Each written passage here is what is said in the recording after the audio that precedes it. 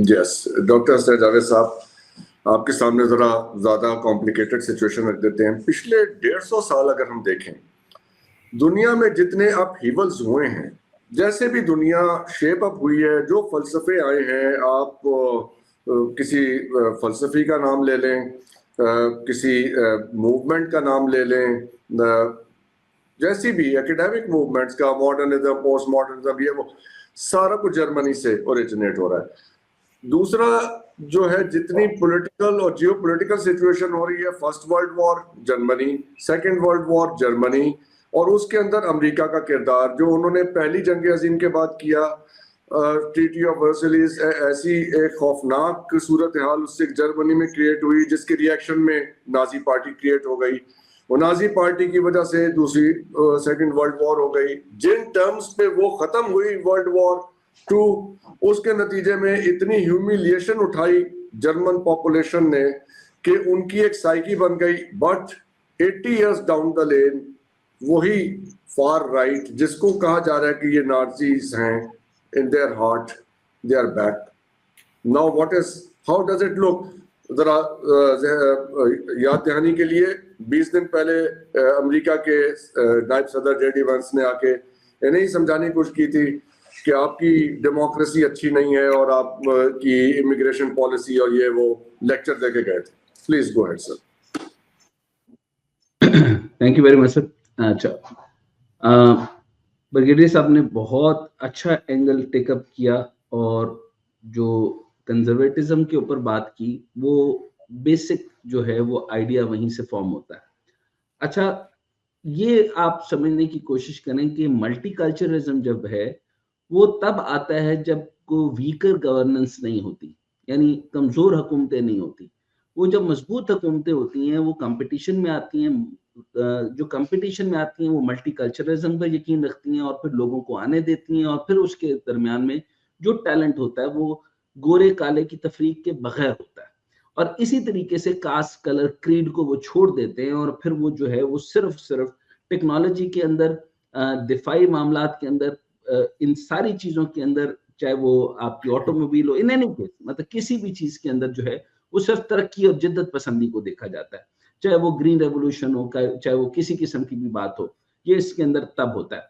यानी अगर थीसिस जो ब्रिगेडियर साहब ने पेश किया वो बिल्कुल ठीक है, यानी कंजर्वेटिज्म जो था वो शुरू में था, लेकिन क्या बात है कि जिस टाइम पर जब था, यानी वोक्सवैगन का आगाज था, उस वक्त इनोवेशन कैसे आ गई? BMW भी था, मर्सिडीज भी शुरू हुई। इसका मतलब ये है कि एक आइडियोलॉजी तो थी। आज भी किसी के घर में अगर ब्राउन्स का अगर कोई प्रोडक्ट पड़ा है तो वो 30-30, 40-40 साल पड़ा रहा और चलता रहा। उसकी खराब नहीं होती, बहुत अच्छी थी। यानी इसका मतलब है अब क्या है कि वो अपनी उस पुरानी असास की तरफ वापस आना चाहते हैं, लेकिन दुनिया बहुत आगे चली गई।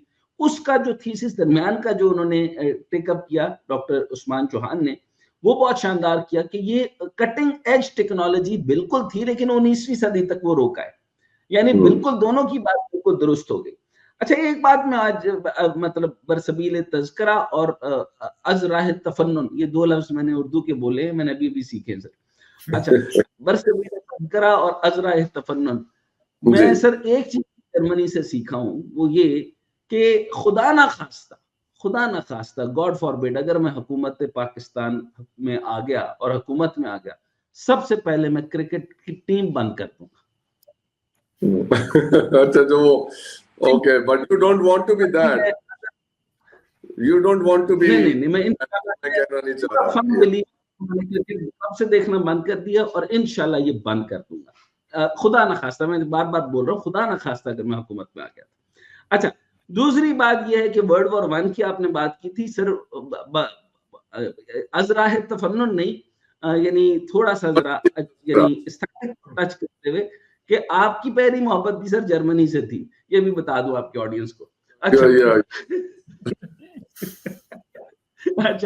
अच्छा, अब आ जाते हैं सर इसके ऊपर के ये जो कंजर्वेटिज्म और मल्टीकल्चरलिज्म है, ये बढ़ता हुआ कहां पर जा रहा है? आवाज आ रही है आपको?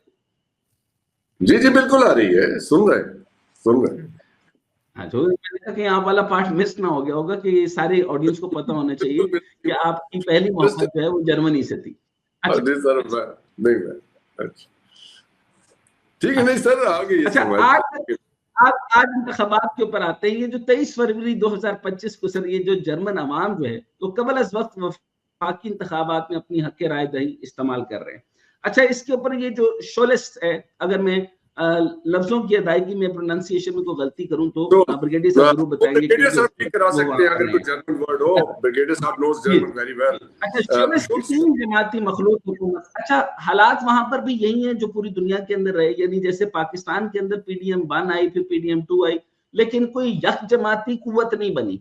यानी इसका मतलब ये है कि बहुत सारी हुकूमतें इसी का कोई मुरब्बा बन करके जो है वो हुकूमत बननी है, लेकिन जो इस टाइम पर प्रोमिनेंट चीज बन रही है वो क्या बनेगी, वो उसके बारे में मैं आपके सामने बताता हूँ।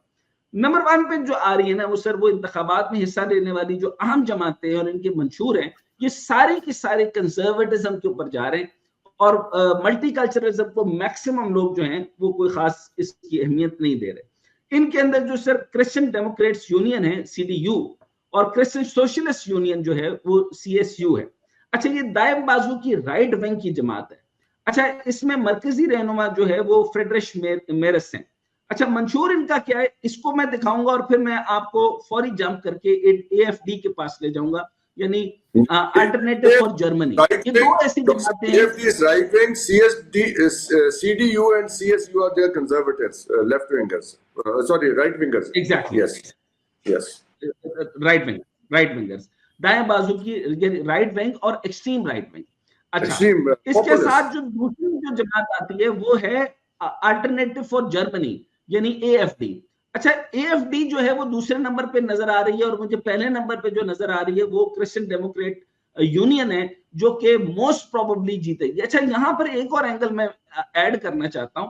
आपने अमेरिका के अंदर भी देखा और आपने को याद होगा कि मैंने 6 महीने पहले अमेरिकन इलेक्शन से पहले कहा था इस दफा मजहब जीतेगा और मजहब की बुनियाद के ऊपर मामलात होंगे और मजहब की बुनियाद पर इलेक्शन होंगे। अच्छा, उस वक्त ये बात बड़ी नई थी और लोगों ने एक्सेप्ट भी नहीं की, लेकिन बात यही हुई कि मैंने कहा था कि इस टाइप पे सिनेगॉग जो है वो थोड़ा पीछे हो जाएगा और चर्च जीतेगा। वही हुआ कि जो है वो उनका चर्च का रिप्रेजेंटेटिव जो है जो ट्रंप है वो जीता।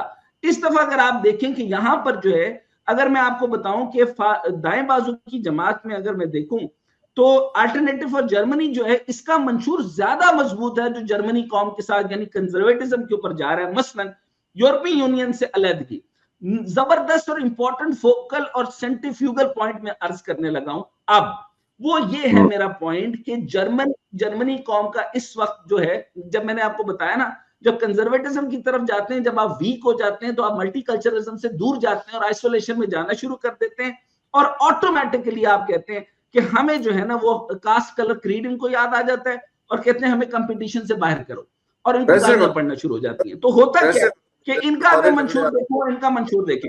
अच्छा, दो मंशूर का जरा कंपैरिजन कीजिएगा, ये दोनों हैं एक जैसी, लेकिन नंबर 1 पे क्यों आएगी क्रिश्चियन डेमोक्रेटिक यूनियन? क्योंकि इसमें मजहब का प्रचार भी साथ है। यानी इसका मतलब ये हुआ कि जो लोग हमें कहते थे कदामत पसंद, अब हमने कहा कि हमारा मजहब इस्लाम जो है वो तो लिबरलिज्म की तरफ जा रहा है। मैंने थीसिस आपको पहले दिया था, अब हम लिबरलिज्म की तरफ जा रहे हैं। कुछ हमारे जो सऊदी और ईरान जो एक्सट्रीमिस्ट थे वो तो लिबरलिज्म की तरफ नहीं जाएंगे, वो बिल्कुल एथियज्म की तरफ चले जाएंगे। वो उन्होंने अपना वो चाइना के लिए मैं कहता हूं उनके पास को खुदा का खौफ नहीं है। कहते क्यों? मैंने कहा खुदा ही नहीं है तो इसलिए खौफ ही कोई नहीं है। सो इसका मतलब ये है कि वहां पर जो है वो एथियज्म की तरफ तेजी से जा रहे हैं।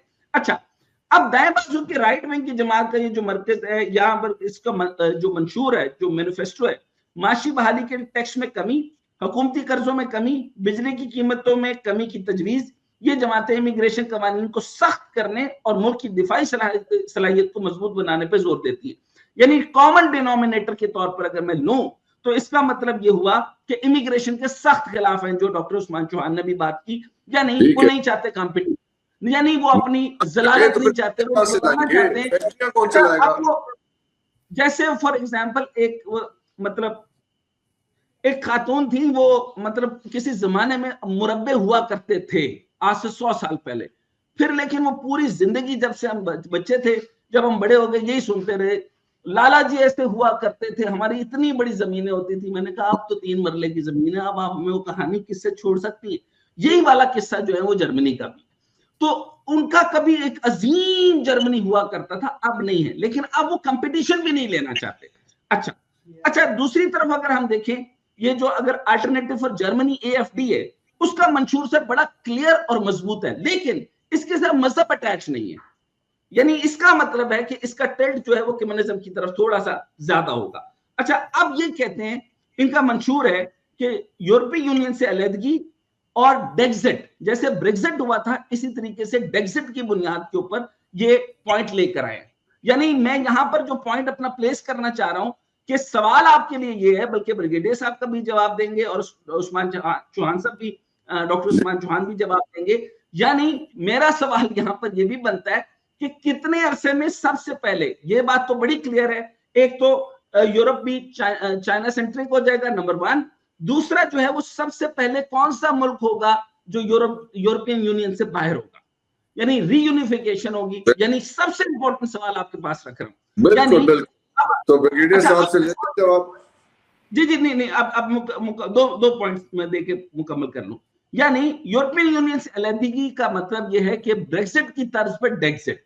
अच्छा, डेक्सिट यूरो की, अच्छा इसमें वो ये वही वाली बात जो मैं लेकर आना चाहता था, मैंने बहुत पढ़ा इसके ऊपर कि मेरा पॉइंट वैलिड तो हो जाए, क्योंकि मैं जितना भी सुनता हूं मेरा पॉइंट ही वैलिड नहीं हो रहा था।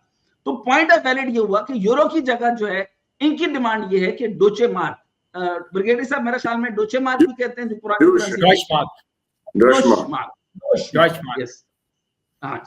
डोशमार्क। अच्छा, डोशमार्क जो है ये इनकी पुरानी, यानी यूरो के जो यूरो से पहले जो चलती थी, यानी ये तो यूनिफिकेशन के बाद हुई ना, उससे पहले डोशमार्क की बहाली, कर्ज की हद की पाबंदी और मौसमियाती तहफ़्फ़ुज़ पे अखराजात में कमी। यानी ये बकवास तो मैं भी समझता हूँ कि ये जो अच्छा, मुमकिन है कि हो सकता है मैं भी बड़ा कंजर्वेटिव हूँ कई मामलात में। मैं कहता हूँ यार, क्लेमेटी के नाम पे हमें जो है ना जलील कर रहे हैं। क्लेमेटी में के मामले में पाकिस्तान को जो है वो ग्रीन होना चाहिए। मैंने इंटरनेशनल कॉन्फ्रेंस में कहा था, we have to be dark before we green. भाई, ना मैंने कोला साड़ा, ना मैंने अपना कोल यूज किया, ना मैंने पावर इंजन यूज किए, तो ना मैंने प्रोडक्शन की, ना मैंने प्रोसेस करके आपने अपनी प्रोवाइड कर ली। ब्रिगेडियर साहब, ये नहीं, आखिरी पॉइंट सर। दूसरी बात ये कि ये लोग भी जो हैं ये इमिग्रेशन कवानीन को मजीद सख्त करने के हामी, लेकिन मैंने इन दोनों जमातों के बारे में कहा कि इनमें से जो जीतेगी वो क्रिश्चियन डेमोक्रेट यूनियन जीतेगी। हालांकि बहुत ज्यादा मंशूर में क्लियर है अल्टरनेटिव फॉर जर्मनी यानी AFD। बाकी जितने भी हैं, यानी उसके अंदर अगर नाम मैं ले लूं, सोशल डेमोक्रेट पार्टी, निजी यानी इसके बाद ग्रीन पार्टी, और इसके बाद ग्रीन पार्टी और फ्री डेमोक्रेटिक पार्टी, इन सारों की इतनी इस वक्त नहीं है। लेकिन यहां आप देखें कि दो सवाल यहां पैदा होते हैं। एक तो मजहब का कलीदी किरदार नजर आ रहा है, अमेरिका में भी नजर आया, और जो बहुत डेमोक्रेट बनते थे और कम्युनिस्ट भी बनते थे या सोशलिस्ट साइड पर थे, वो दोबारा चल